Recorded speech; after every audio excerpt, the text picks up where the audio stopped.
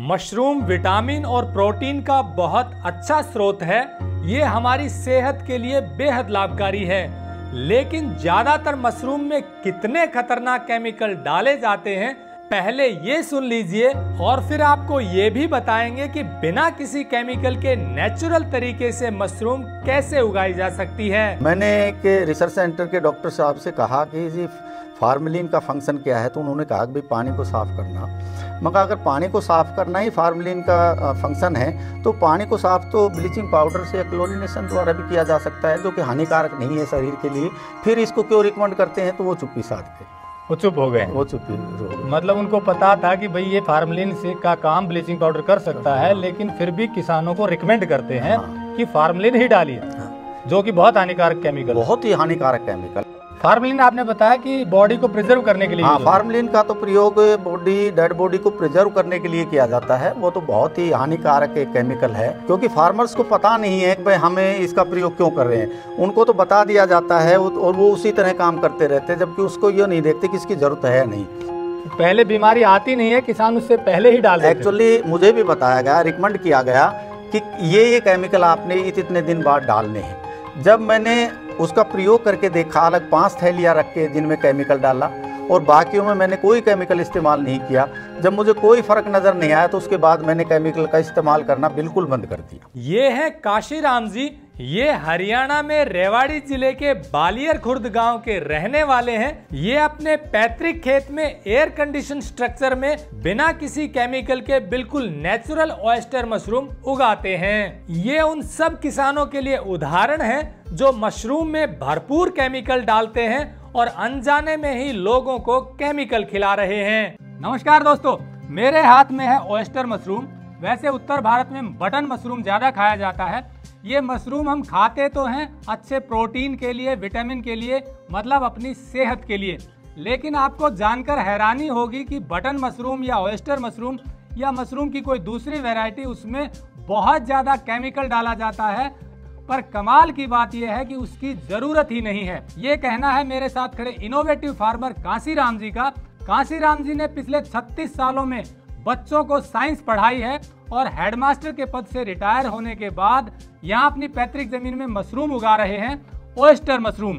Oyster mushroom vitamin D का, protein का, B12 का बहुत अच्छा स्रोत है, लेकिन शर्त यह है कि ये केमिकल फ्री होना चाहिए, फिर ये सेहत में बहुत जबरदस्त फायदा देता है।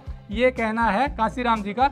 इनकी पूरी बात जरूर सुनिए, क्योंकि अगर आप मशरूम खाते हैं तो भी आपको पता चलेगा कि आप क्या खा रहे हैं, और यदि आप मशरूम उगाते हैं या उगाना चाहते हैं बिजनेस के लिए, तो आपको पता चलेगा कि खर्चा कितना कम करके भी केमिकल फ्री शुद्ध मशरूम उगाई जा सकती है। क्योंकि काशीराम जी का कहना है कि किसान अज्ञानता के कारण डॉक्टर की रिकमेंडेशन को आंख बंद करके फॉलो करने के कारण इतना जहर डाल रहे हैं जिसकी जरूरत नहीं है। तो चलिए शुरू करते हैं। टेक्निकल फार्मिंग चैनल को सब्सक्राइब करें और बेल आइकन भी दबाएं, ताकि आगे आने वाले वीडियो की नोटिफिकेशन आपको मिलती रहे।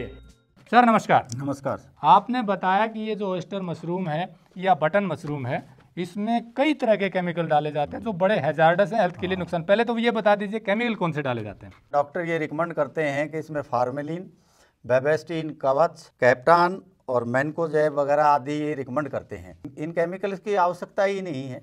मुझे शुरू में बताया गया कि भाई पानी में फार्मेलिन डालना है, तो जब मैंने पता किया कि भाई फार्मेलिन का फंक्शन क्या है, तो उसका ये था कि पानी में कोई हानिकारक कीटाणु या जीवाणु हैं उनको ख़त्म करना। वो काम फार्मेलिन की बजाय हम क्लोरीनेशन करके भी कर सकते हैं, ब्लीचिंग पाउडर से भी कर सकते हैं, जो सस्ता भी है और हानिकारक नहीं है। फार्मेलिन आपने बताया कि बॉडी को प्रिजर्व करने के लिए। हाँ, फार्मेलिन का तो प्रयोग डेड बॉडी को प्रिजर्व करने के लिए किया जाता है। वो तो बहुत ही हानिकारक एक केमिकल है, क्योंकि फार्मर्स को पता नहीं है कि भाई हमें इसका प्रयोग क्यों कर रहे हैं। उनको तो बता दिया जाता है और वो उसी तरह काम करते रहते हैं, जबकि उसको ये नहीं देखते कि इसकी ज़रूरत है या नहीं। जैसे बेबेस्टिन डालते हैं, जब कोई रोग है ही नहीं, तो उसमें हमें कोई केमिकल डालने की ज़रूरत ही नहीं है। और मान लीजिए किसी थैली में रोग आ गया, तो उस थैली को उठा के बाहर फेंक दीजिए, वो नहीं बढ़ेगा। केमिकल डालने की ज़रूरत ही नहीं है। पहले बीमारी आती नहीं है, किसान उससे पहले ही डाल देते हैं। एक्चुअली मुझे भी बताया गया, रिकमेंड किया गया कि ये केमिकल आपने इतने दिन बाद डालने हैं। जब मैंने उसका प्रयोग करके देखा, अलग 5 थैलियाँ रख के जिनमें केमिकल डाला और बाकियों में मैंने कोई केमिकल इस्तेमाल नहीं किया। जब मुझे कोई फ़र्क नज़र नहीं आया तो उसके बाद मैंने केमिकल का इस्तेमाल करना बिल्कुल बंद कर दिया। मतलब आपने ये अपनी रिसर्च की कि भाई एक जगह पर सारे केमिकल डाल दिए और एक जगह नेचुरल। मैंने 5 थैलियों में जो उन्होंने बताए डॉक्टरों ने वो केमिकल उन्हीं के अनुसार उतने ही दिन बाद डालता रहा। बाकी सारे में मैंने कोई केमिकल नहीं डाला। लेकिन मुझे तो बल्कि ये लगा कि जहाँ मैंने केमिकल डाला उनका वेट कम था और जो बाकी की जो मशरूम आई उसका वेट ज़्यादा था। तो मुझे तो हो सकता है कि मैं इसमें कहीं गलत हूँ, लेकिन मेरी ऑब्जर्वेशन ये रही कि जहाँ मैंने केमिकल डाला थैलियों में उनसे जो मशरूम आई उसका वेट कम निकला, जो बिना केमिकल की थी उसका वेट ज़्यादा आया। मतलब वो अच्छी थी, वो अच्छी थी और स्वस्थ थी, बिना केमिकल की थी। तो फिर आपने बताया कि किसान डालते हैं, ये तो 4-5 केमिकल नाम है, और भी ज़्यादा डालते हैं और उनकी ज़रूरत नहीं है। ज़रूरत नहीं है। लेकिन एक्चुअली दिक्कत क्या है कि जब भी हम कोई काम करते हैं तो वहाँ एजेंट बैठे रहते हैं या दुकानदार ही हमें बताता है या डॉक्टर भी रिकमेंड करते हैं कि ये केमिकल डालने हैं, जबकि हमें उनकी ज़रूरत नहीं है। मुझे तो महसूस हुआ नहीं कि उनकी कोई ज़रूरत है। आपने जब डॉक्टर से कंसल्ट किया कि फार्मलिन की जगह ब्लीचिंग पाउडर डालें तो क्या कहा? मैंने एक रिसर्च सेंटर के डॉक्टर साहब से कहा कि जी फार्मलिन का फंक्शन क्या है, तो उन्होंने कहा कि भाई पानी को साफ़ करना। मगर अगर पानी को साफ़ करना ही फार्मलिन का फंक्शन है तो पानी को साफ़ तो ब्लीचिंग पाउडर से क्लोरीनेशन द्वारा भी किया जा सकता है, जो कि हानिकारक नहीं है शरीर के लिए। फिर इसको क्यों रिकमेंड करते हैं? तो वो चुप्पी साध गए, वो चुप हो गए, वो चुप्पी हो गए। मतलब उनको पता था कि भाई ये फार्मलिन से का काम ब्लीचिंग पाउडर कर सकता है, लेकिन फिर भी किसानों को रिकमेंड करते हैं कि फार्मलिन ही डालिए, जो कि बहुत हानिकारक केमिकल, बहुत ही हानिकारक केमिकल है। इसी प्रकार बेबेस्टिन है जो बहुत हानिकारक है। बेबेस्टिन का है कि ग्रीन मोड वगैरह आए तो उस वक्त प्रयोग किया जाता है, लेकिन हम वो पहले से ही वो कहते हैं कि डाल लो, पहले से ही बीमारी आए या ना आए डाल लो, जबकि उसका एक अल्टरनेट है। हालांकि मुझे यहाँ दिक्कत नहीं आई है, लेकिन मेरे एक साथी के फार्म पे आई थी, उसने मुझे बताया, मैं गया, मैंने देखा तो एक थैली में था। मैंने कहा इसको उठा के बाहर फेंक दे, दवाई डालने की ज़रूरत क्या है? तो वो एक बड़ा अच्छा अल्टरनेट है। अगर कोई एक थैली में आ जाता है तो उसको उठा के बाहर फेंक दिया जाए। मतलब ये है कि इन जो ये मशरूम के जो पैकेट हैं, जो बेस है, इनमें फंगस आ जाता है, उसको रोकने के लिए दवाई डालते हैं। और फंगस आता है तो पता चल जाता है इनका कलर चेंज हो जाता है। जैसे वाइट है तो वाइट की जगह ग्रीन या हरा या इस तरह का वो पीला इस तरह का आ जाता है। तो उससे बचने के लिए पहले ही दवाई डाल देते हैं, पहले ही दवाई डालते हैं। जबकि आपका ये कहना है कि जरूरत ना पड़े। 6 महीने से काम कर रहा हूँ, मुझे कोई बीमारी नहीं आई। मतलब आपके मशरूम में कोई बीमारी नहीं आई है। मैंने कोई केमिकल इस्तेमाल नहीं करता। मैंने ये देखा है मशरूम में जो पानी इस्तेमाल करते हैं वो साफ़ होना चाहिए। चाहे वो हम कंपोस्ट बनाते हैं, जब भी इस्तेमाल करते हैं, कंपोस्ट का तो पास्चराइजेशन हो जाता है तो उसमें तो कोई फ़र्क पड़ता नहीं है। कंपोस्ट के बाद जब हम पानी डालते हैं वो साफ़ होना चाहिए, उसमें कंटामिनेशन नहीं होना चाहिए। मतलब बेसिक कंडीशन ये है कि फंगस नहीं आएगा यदि पानी साफ है तो आएगा ही नहीं। और दूसरी आपने बताया ह्यूमिडिटी मेंटेन रखें। ह्यूमिडिटी और टेम्परेचर को मेंटेन रखिए और साफ पानी डालिए, कोई बीमारी आएगी ही नहीं। देखो 3 चीज़ें कही हैं काशीराम जी ने।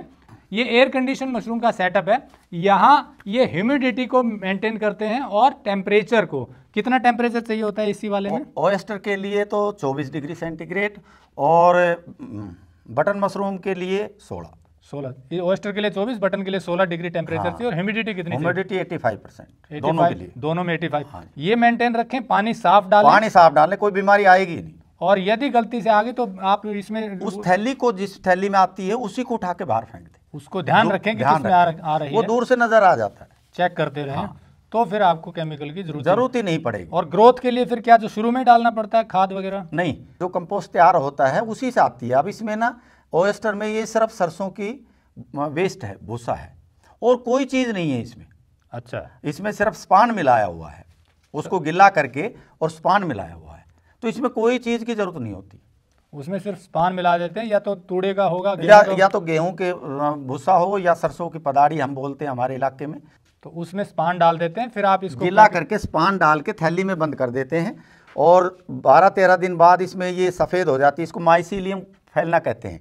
सफ़ेद होने के बाद ये थैलियाँ हटा देते हैं और फिर साइडों से ये मशरूम आनी शुरू हो जाती है। ये देखिए साइड से मशरूम निकल रही है, ये ऊपर आपको दिख रही होगी, ये ऑयस्टर मशरूम है। इसको ये काट करके सुखा लेते हैं। ये जैसे ऐसे ये मशरूम देखिए ऑयस्टर निकाली हुई, इसके पत्ते तोड़कर सुखाएंगे, सन ड्राई करते हैं। इसको सूर्य की रोशनी में ड्राई करते हैं तो विटामिन डी की मात्रा इसमें काफ़ी बढ़ जाती है। आप नेट पे चेक कर सकते हैं, जब सन ड्राई करते हैं मशरूम को, ऑयस्टर को या बटन को, तो उसमें विटामिन डी की मात्रा काफ़ी बढ़ जाती है। इसका पाउडर बना के भी इस्तेमाल किया जा सकता है, सब्जी में, दाल में, या सूप बना के भी किया जा सकता है। या ये जो है इसको अगर सूखी है तो इसको अगर हम 10 मिनट पानी में भिगो दें तो ये फिर इसी फॉर्म में आ जाएगी, इसकी सब्जी बनाई जा सकती है। मशरूम की सब्जी बना सकते हैं। यहाँ उत्तर भारत में शायद कम खाते हैं उत्तर भारत में ऑयस्टर का नहीं है, टेस्ट नहीं है, लोग कम खाते हैं। दक्षिण में ये बहुत ज़्यादा खाई जाती है। हालांकि बटन से ज़्यादा प्रोटीन इस मशरूम में है, ऑयस्टर में। बटन मशरूम से ज़्यादा प्रोटीन है। हाँ। लेकिन जानकारी के अभाव में शायद उत्तर भारत कम खाता है, साउथ के ज़्यादा, साउथ में ज़्यादा खाई जाती है। मतलब ये है कि ये कुल मिला के केमिकल फ्री उगाई जा सकती है, ये आपका एक्सपीरियंस है? कन्फर्म है, बिना केमिकल के भी मशरूम पैदा की जा सकती है, बिना केमिकल के भी। और मैं कर भी रहा हूँ। आप कर रहे हैं, तो किसान अज्ञानता के कारण ही ये डाल रहे हैं। और वो बहुत महंगी दवाइयाँ हैं, जबकि उनका कोई डालने का यूज नहीं है। महंगी दवाइयाँ हैं तो इससे आपका खर्चा भी कम हो जाता है। खर्चा कम हो जाता है। तो देखिए, कांसीराम जी ने बताया कि जब बिना केमिकल के भी आप उगा सकते हैं। ये इनका एयर कंडीशन स्ट्रक्चर है। 2 तरह से मशरूम उगाई जाती है, नॉन एसी और एसी में। एसी का फायदा ये है कि राउंड द ईयर आप उगा सकते हैं इसमें, क्योंकि टेम्परेचर आप एसी में मेंटेन कर सकते हैं। लेकिन हमारे उत्तर भारत में जो बटन मशरूम है वो जनरली सर्दियों में उगाई जाती है, क्योंकि उसको टेम्परेचर लो चाहिए होता है। जो नॉर्मल स्ट्रक्चर में उगाई जाती है बिना एसी वाले में, तो उसमें सिर्फ 3-4 महीने की वो फसल होती है। लेकिन कुछ लोग एसी में भी उगाते हैं, इसका थोड़ा खर्चा ज़्यादा पड़ता है। अगर आपकी फाइनेंशियल कंडीशन अलाउ करती है तो आप एसी का स्ट्रक्चर बना सकते हैं और उसमें मशरूम केमिकल फ्री उगा सकते हैं और लोगों की सेहत ठीक कर सकते हैं। जब हम एक तो केमिकल फ्री उगाएंगे तो कॉस्टिंग कम हो जाएगी, काफ़ी फर्क पड़ता है। और दूसरा अच्छा भी आता है। मुझे तो ऐसा लगता है कि इसका जो वेट होता है बिना केमिकल की का वो ज़्यादा होता है। शायद केमिकल डालने पे जो मैंने किया, प्रयोग करके देखा, तो जिनमें मैंने केमिकल डाला उन थैलियों में जो मशरूम आई उनका वेट कम था, और जो बिना केमिकल की थी उनका वेट ज़्यादा था। और दूसरी वो सेहत के लिए भी बढ़िया है। अब आपको देखिए पीछे अभी इसमें पैकेट में कम मशरूम नजर आ रही होगी, लेकिन अभी तुड़ाई कर ली है शायद। तुड़ाई कर ली है हमने, इनकी तुड़ाई कर ली है। जो बाहर हम ड्राई करने के लिए रखी हुई है, इसमें 4-5 दिन बाद दोबारा से डेवलप हो जाएंगी। तो ये एक पैकेट कितने दिन चलता है, मतलब कितने दिन उगता है? ज़्यादा मात्रा में तो ये 45 दिन तक देता है, लेकिन उसके बाद फिर कम हो जाती है। तो क्योंकि फिर इकोनॉमिकली कम आती है तो उनको निकाल के दूसरे पैकेट रख दिए जाते हैं। तो ये मतलब 2 महीने के आसपास तक चलाते हैं? 30-35 दिन बाद आनी शुरू होती है मशरूम, और उसके बाद मैं 45 दिन तक लेता हूँ। अच्छा, 30 दिन शुरुआत के लगते हैं और फिर अगले 45 दिन में इसमें मशरूम लेता हूँ। उसके बाद फिर वो कम हो जाती है आनी, मतलब 2.5 महीने के करीब। 2.5 महीने का एक साइकिल है। मतलब साल में 4 बार आपको ये पैकेट रखने पड़ते हैं। हाँ जी। और उसमें 45 दिन के इस तरह की मशरूम देखिए जो आप सामने देख रहे हैं, ये आती रहती है, तुड़ाई करते रहते हैं, सन ड्राई करते हैं, सुखाते हैं, और फिर पैकेट में ये आपको पहुंचता है। तो इस तरह से ये पीछे का इन्होंने अभी हार्वेस्टिंग कर ली। ऊपर आपको नज़र आ रहा होगा, पंकज को मैं बोलूँगा देखा, ये देखिए अभी यहाँ साइड से निकल रही हैं। तो ये ऑयस्टर मशरूम है जो सेहत के लिए बेहद लाभकारी है, विटामिन और प्रोटीन से भरपूर है, सन ड्राइड है तो विटामिन डी भी मिलता है, और सबसे बड़ी बात ये केमिकल फ्री है। फिर से एक बार आप जान लीजिए कि केमिकल फ्री मशरूम जो स्पेशली एयर कंडीशन स्ट्रक्चर में कोई सोच नहीं सकता, क्योंकि कोई उगाता ही नहीं है। जैसा इन्होंने बताया कि लोग पहले से डरे हुए होते हैं कि भाई बीमारी आ जाएगी, तो उससे बीमारी आने से पहले ही केमिकल इसमें डाल देते हैं, जिसके कारण उनका खर्चा तो बढ़ता ही, आप तक जो मशरूम पहुंचती है वो फिर केमिकल के साथ जाती है। तो ये हमारी ये मुहिम है कि केमिकल फ्री चीज़ें आप तक पहुंचे, इसीलिए ऐसे किसानों को आपसे मिलवाते हैं। तो जैसे हमने शुरू में कहा कि खाते तो मशरूम हम अच्छी सेहत के लिए हैं, लेकिन साथ में बहुत सारा केमिकल खाना पड़ता है, और वो केमिकल जब हमारे पेट में जाता है तो माइक्रोबियल एक्टिविटी को डिस्टर्ब करता है, अच्छे एंजाइम को खत्म करता है, इसीलिए बीमार ज़्यादा होते हैं। सेहत तो दूर की बात, सेहत बिगड़ती है। लेकिन हमें कांसीराम जी जैसे किसानों का शुक्रगुजार होना चाहिए जो केमिकल फ्री चीज़ें उगाकर लोगों की सेहत ठीक करें। अब सवाल ये आता है कि ये चीज़ें मिलती कहाँ हैं। आपको बता दें, हमने ऐसे ही जो शुद्ध चीज़ें तैयार करते हैं फार्मर को जोड़ा है एक प्लेटफॉर्म पर, उसका नाम है शुद्धफार्म.com। इस शुद्धफार्म.com पर आपको बिल्कुल शुद्ध चीज़ें मिलती हैं, जैसे कांसीराम जी उगा रहे हैं। हम वेरीफाई करते हैं, तसल्ली करते हैं, फिर ऐसे लोगों को उस पर जोड़ते हैं, तो आपको ये ऑयस्टर मशरूम जो सन ड्राइड ऑयस्टर मशरूम है वो मिल सकती है। और अधिक जानकारी के लिए हमने नंबर दिया हुआ है, बात कर सकते हैं, क्योंकि हमारी कोशिश सिर्फ इतनी है कि अच्छा काम करने वाले किसानों को बढ़ावा मिले और आपको शुद्ध चीज़ें मिलें, तभी किसान भी बढ़ेगा और लोगों की बीमारियां दूर होंगी। तो जुड़े रहिए टेक्निकल फार्मिंग से। नमस्कार, जय हिंद।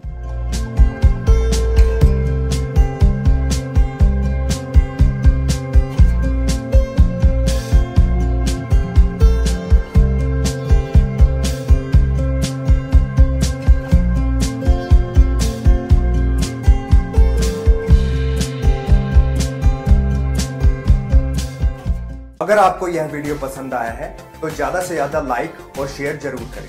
साथ ही चैनल को सब्सक्राइब करना ना भूलें।